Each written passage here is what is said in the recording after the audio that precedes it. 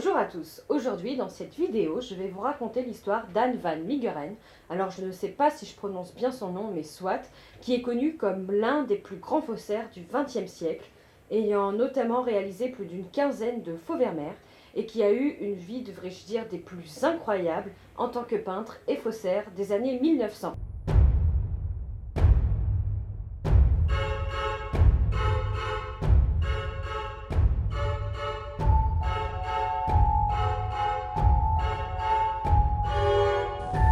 A nice guy.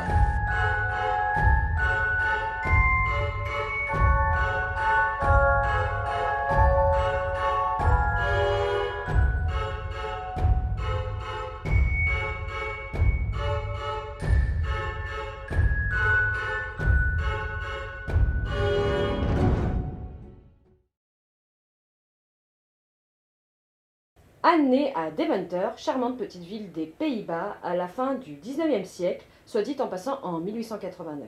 Décrit par son entourage comme un enfant assez sensible, fragile et qui a de mauvaises notes à l'école, c'est en dehors de ses cours que Anne van Meegeren pratique avec passion le dessin. En effet, il a toujours voulu devenir artiste, mais son père, qui est un instituteur très autoritaire, déchire souvent ses dessins sous ses yeux quand il le voit dessiner, et lui fait même écrire des punitions du style « je ne suis rien, je ne sais rien, je ne peux rien ». Il l'a toujours dénigré et ne l'a d'ailleurs jamais encouragé dans cette voie, comme vous l'avez pu le constater. Et il ne veut pas que son fils devienne artiste, mais un grand architecte. Et pour ce faire, il prend la décision tout simplement de l'inscrire à l'école polytechnique de Delft, près de Rotterdam. Et Anne van Meegeren s'efforce donc à intégrer cette école pour lui faire plaisir. Mais à l'école, il s'ennuie. Il n'aime pas étudier l'architecture, et son envie de peindre se fait de plus en plus grande. Et même s'il veut que son père soit fier de lui, Anne prend une décision qui va vraiment changer sa vie. Il veut commencer une carrière de peintre et pour ce faire, il quitte l'école polytechnique de Delft. Et son père, en apprenant la nouvelle, est totalement furieux. Mais Anne, qui est en pleine crise d'adolescence, on va dire, se rebelle contre lui et entre aux Beaux-Arts de Delft sans sa faveur. Il veut montrer à son père qu'il peut devenir un grand artiste et réaliser des œuvres connues de tous, sans pour autant devenir un grand architecte. Nous sommes dans les années 30 et Van Meegeren commence à peindre. La Première Guerre mondiale et toutes ses horreurs demeurent encore dans les mémoires et il participe donc à l'explosion de l'art moderne qui est très prisé à cette époque. Il se construit une assez bonne réputation de portraitiste et obtient de nombreuses commandes qu'il vend à assez bon prix, mais il est vite lassé par ce style de peinture qu'il n'a jamais vraiment trop aimé.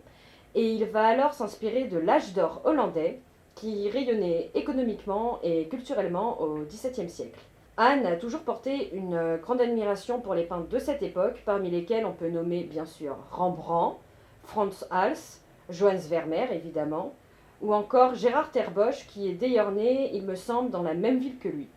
Mais les critiques qu'il a toujours voulu impressionner se moquent de sa peinture de la pire manière qu'il soit. Il les considère comme de vieilles imitations sentant la fatigue, si bien que plus personne n'achète ses tableaux. On ressent beaucoup d'empathie pour Anne qui a peint ce qu'il a toujours voulu peindre, et il se met à détester les critiques et veut leur démontrer qu'ils se sont trompés sur son compte et qu'il est au contraire un grand artiste dont ils ne connaissent pas le talent.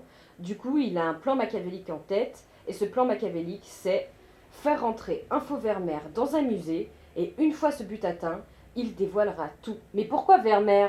Van Meegeren est quelqu'un de très intelligent et calculateur. Parmi la trentaine de toiles retrouvées du peintre Johannes Vermeer, aucune ne possède une connotation religieuse, et il a alors l'idée de faire quoi ? Eh bien, d'en réaliser une sous le nom de Vermeer, tout simplement. Et les historiens de l'art, fonctionnant de manière comparative et n'ayant pas de Vermeer religieux sous leurs yeux, Anne était sûre de les compromettre. 1932. C'est en 1932 qu'il part s'installer dans le petit bourg de Roquebrune, dans le sud de la France, dans une belle petite villa, achetée avec ses économies lorsqu'il gagnait bien en tant que portraitiste dans l'art moderne. Et c'est bien installé que Anne se cultive, il se documente sur la reproduction d'œuvres d'art, mais ce sont vraiment ses connaissances de chimiste qui seront essentielles à ses réussites. Pour déterminer si un tableau est d'époque, les experts procèdent au test à l'alcool. Les pigments d'un tableau ancien changent avec le temps et résistent quand ils sont frottés avec un coton imbibé d'alcool, ce qui n'est pas le cas avec un tableau fraîchement peint ou la peinture d'étain. Il se met alors à expérimenter des recettes. Il utilise par exemple des vieux bois, fabrique même un four dans lequel il enfourne ses reproductions à une centaine de degrés, les ressort et les entoure autour d'un bâton pour leur donner un aspect vieilli de 3 siècles. Il fabrique même également des pigments similaires à ceux utilisés par les peintres du XVIIe siècle, s'entraîne corps et âme à la technique de reproduction qui lui prend énormément de temps et recopie minutieusement des tableaux de Gérard Terbosch, Franz Hals et Johannes Vermeer pour s'exercer. Il procède même à une méthode de remplissage à l'encre noire entre les craquelures créées par le four pour faire croire à un amoncellement de poussière. 1937. Après un travail minutieux qui a duré près de 6 ans, c'est en 1937, bien préparé, que Anne van Meegeren se rend avec le premier faux Vermeer, les disciples d'Emmaüs, chez un avocat. Au cas où le poteau rose est découvert, il prétexte que c'est une famille d'aristocrates qui lui a confié le tableau par moyen de commission. L'avocat confie donc le faux Vermeer à Abraham Bredius, considéré à l'époque comme le plus grand expert de l'âge d'or hollandais. Chez lui, il procède au fameux test à l'alcool et les pigments restent figés sur la toile. Abraham Bredius déclare la toile authentique. Anne jubile, son but est presque atteint, et confiant, il se risque à peindre 6 autres faux Vermeer dans la foulée, dont 2 de Peter de Hooch, et ces 6 autres tableaux sont également reconnus comme authentiques. Anne van Meegeren est à l'apogée de sa carrière. Toutes ces années à s'entraîner durement ont payé, et son but est atteint. Il a réussi à duper les connaisseurs d'art comme il le voulait, et le monde entier parle des tableaux de Vermeer retrouvés, et sont même accrochés dans des musées en Hollande.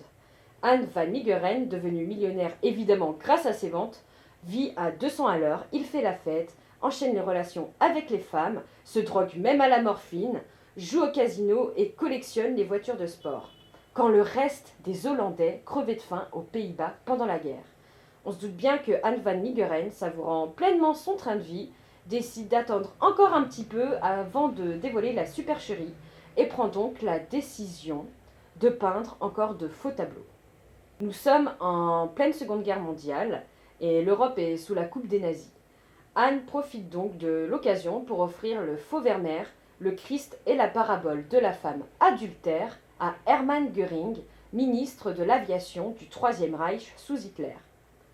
Il lui donne en échange 200 toiles authentiques, évidemment saisies dans les musées hollandais. Sans se douter qu'il s'était fait berner, Göring lui adressera même ce toast à Anne van Meegeren, le connaisseur et admirateur du noble art de Van ter Bosch. On imagine la jouissance intérieure de Anne lorsqu'il entendit cette phrase qui lui a été directement adressée. 1945. À la fin de la guerre, en 1945, le gouvernement hollandais enquête sur les personnes qui ont bâti leur fortune en collaborant avec l'ennemi et on découvre du coup un des Vermeer d'Anne van Meegeren dans la collection privée d'Hermann Göring. Van Meegeren est arrêté.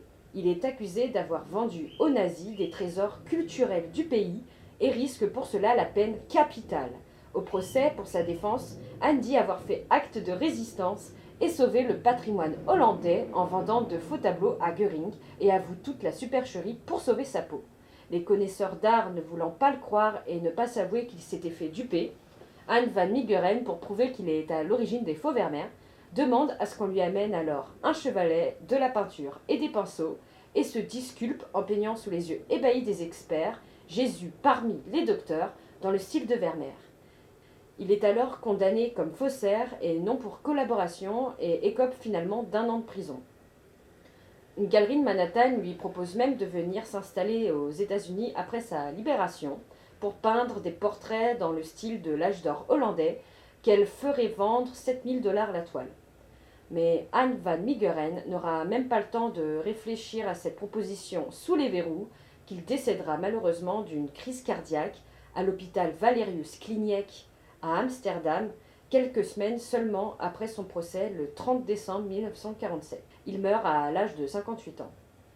Apprenant la nouvelle, le faussaire n'a pas été détesté du public et ce dernier l'élève même au rang de héros en apprenant qu'il avait dupé les nazis avec ses fausses toiles, mais il est également adulé pour son incroyable talent, sa technique de reproduction hors norme et son usage savant des couleurs. Un sondage d'opinion réalisé aux Pays-Bas en octobre 1947 plaçait d'ailleurs Anne van Meegeren à la 2e place en popularité dans le pays derrière le Premier ministre. Après sa mort, certaines de ses œuvres signées de son vrai nom sont même mises aux enchères et vendues à plusieurs milliers d'euros. On dit des Fauvermeer qu'il a su, à l'instar du peintre du XVIIe siècle, magnifier les visages et les rendre plus beaux encore. Et d'ailleurs, selon un récit contemporain, quand Göring apprit en prison que son Vermeer était en réalité un faux, il fit, je cite, une tête comme s'il découvrait pour la première fois qu'il y avait du mal dans le monde. Mais avec le temps, Van Meegeren est vite oublié et ses œuvres qui étaient d'abord célébrées et glorifiées sont entreposées dans les dépôts des musées.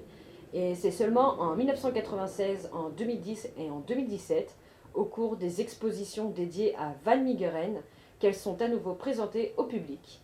L'exposition de 1996 portait d'ailleurs le titre Anne van Meegeren et son chef-d'œuvre de Vermeer qui le justifie définitivement comme faussaire. Anne van Meegeren est décédée assez jeune, mais aura accompli son rêve le plus cher qui est de devenir un grand artiste, mais aussi un brillant faussaire, et surtout un des plus gros escrocs que l'histoire de l'art n'a jamais connu. J'espère que cette vidéo vous aura plu. En ce qui me concerne, j'ai beaucoup aimé faire mes recherches sur ce peintre qui m'avait impressionné quand je l'avais étudié à l'école. Et je voulais donc vous partager son histoire, car Anne van Meegeren a mené une vie totalement incroyable et pleine de rebondissements selon moi, mais aussi parce que je resterai toujours admirative devant son talent, sa détermination, son perfectionnisme et surtout son incroyable audace et sa confiance en lui, d'avoir dupé quand même une des plus grosses têtes du parti nazi, qui était un très proche d'Hitler, en sachant qu'il risquait très bien l'emprisonnement et même la mise à mort si son cours ratait. Sur ce, n'hésitez pas à liker la vidéo pour m'encourager, à vous abonner et à activer la petite cloche pour être tenu au courant de mes prochaines vidéos. Et surtout, essayez de rester en vie. Kiss!